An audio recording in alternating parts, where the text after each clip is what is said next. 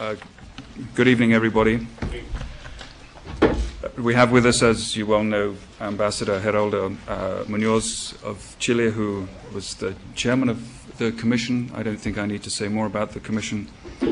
And we have one of the other two members of the Commission with us, Mr. Marzuki Darusman of Indonesia. The third member, Peter Fitzgerald of Ireland. He could not be here because of the delay in the report being handed over to the Secretary General, the 2-week delay that you're familiar with. He was unable to alter business arrangements, commitments that he had for now.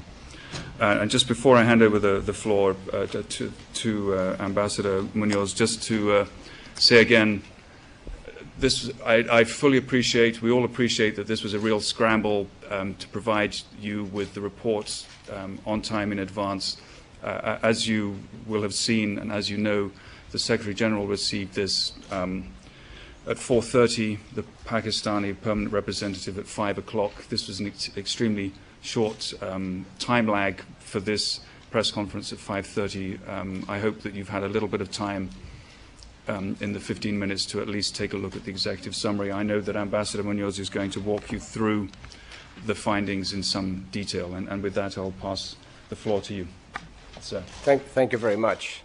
As you know, a few minutes ago, an hour ago, the Commission of Inquiry into the Facts and Circumstances of the assassination of the former Pakistani Prime Minister Mohtaram Benazir Bhutto delivered its report to the Secretary General, and the terms of reference of the Commission, the report was shared with the government of Pakistan and has been submitted to the Security Council for information. As you are aware, on March 30th, the Secretary General acceded to an urgent request from the President of Pakistan to delay the submission of the report until today. The Commission did not add any new information to the report during this 2-week period. The handover of the report completes the work of our Commission, a 9.5-month effort that began in July of 2009. The work was carried out both inside and outside Pakistan, and this report reflects results of well over 250 interviews that we conducted, along with the examination of hundreds of documents, videos, photographs, and other documentary material, and a careful effort to assess and analyze this information. As has been stated repeatedly since the outset of this exercise, but it may be useful to repeat today, the Commission of Inquiry was not a criminal investigation intended to identify and assign individual criminal responsibility for the perpetration of this assassination. This is the exclusive responsibility of the Pakistani authorities. The Commission's job was to carry out a fact-finding inquiry that would be helpful in shedding light on a deeply tragic and traumatizing event for Pakistan and its people. We hope it not only achieves this objective, but also contributes to ending impunity for this assassination and becomes a step forward toward ending impunity for such political crimes in Pakistan.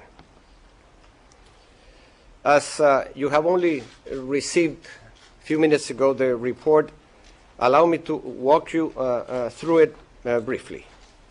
Before I refer to the main points of the report, I would make acknowledgements on behalf of all the commissioners. First, to the staff of the Commission who carried out their work with great dedication and professionalism in delicate circumstances. Second, and most importantly, to the great many people in and outside Pakistan, authorities, private citizens and organizations who responded to our request for information or who came forward with their own initiative to share information. We are particularly grateful to Pakistan's permanent representative to the United Nations, Ambassador Abdullah Hussain Harun, whose advice and actions greatly contributed to the completion of the Commission's work. The findings of the report, of course, are our own. I shall turn now to the substance of the report. The first section of it places the assassination in the historical and political context essential to its understanding. Ms. Bhutto was not the first major political figure, or even the first in her family, to be killed or to have died in an untimely fashion in Pakistan history. Throughout this tragic history, there has been little concerted attempt by the competent authorities to bring to justice those who planned, supported, financed, or carried out these and similar crimes. This situation has contributed to a widespread expectation of impunity.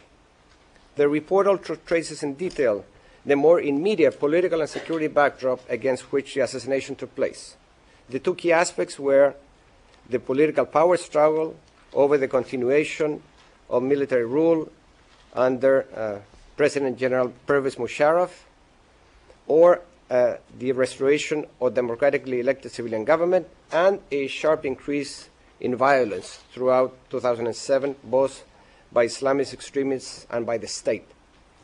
The report contains, in this regard, a detailed discussion of the dynamics surrounding Ms. Bhutto's return to Pakistan in October 2007 after 8 years of exile, particularly the negotiations with then President Musharraf, facilitated by the United Kingdom and the United States, regarding the terms under which she would return.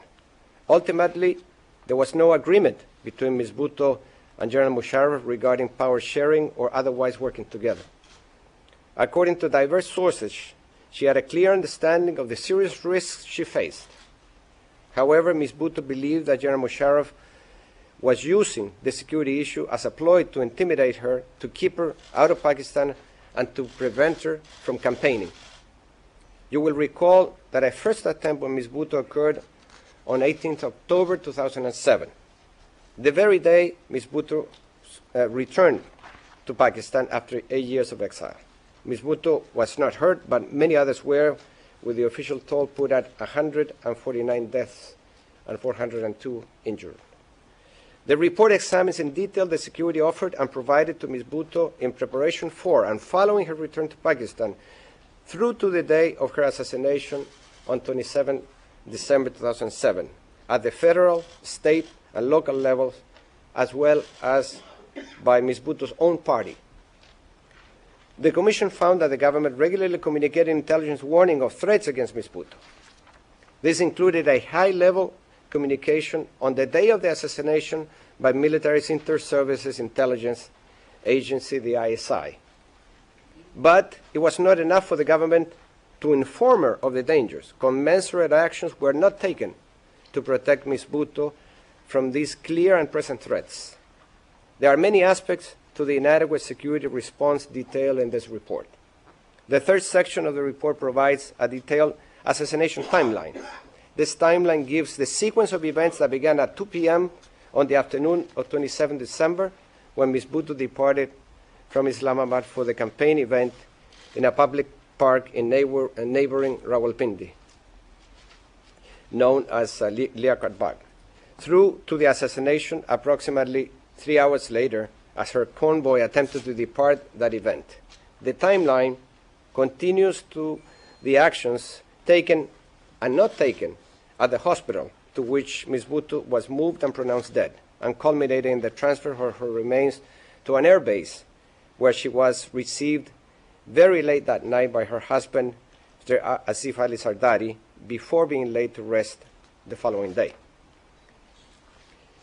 A crucial moment towards the end of that timeline is a controversial government press conference held on the evening of 28 December 2007, just 1 day after Ms. Bhutto's assassination.